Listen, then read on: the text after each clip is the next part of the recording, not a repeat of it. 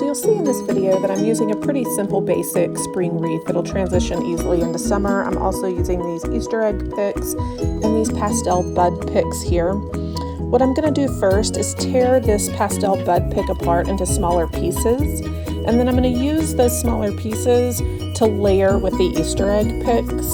Now the Easter egg pick is a little bit longer, so I need to trim that off so I don't have a long stick or pick stem hanging out of the wreath. And then I'm going to wire these two pieces together with the bud pick in the back.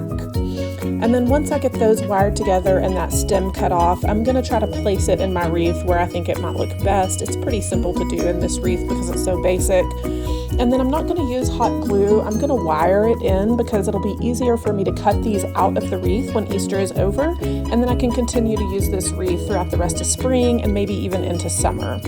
So here I am wiring this in, and it's pretty easy. I'm going to basically do the same thing with the rest of the picks.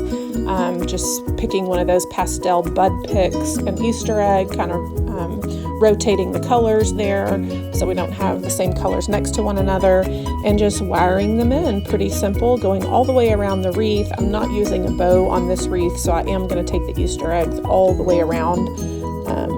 And then when I finish that, I'm going to take what's left of my bud picks and go ahead and take that apart as well, just like I did before, only I'm not going to use Easter eggs with it now. I'm just going to simply place those in to give the wreath a little more volume, and then that's basically it. Now I'll have a wreath for Easter. I can easily take these picks out when Easter's over and continue to use this wreath throughout the rest of spring and maybe even into summer.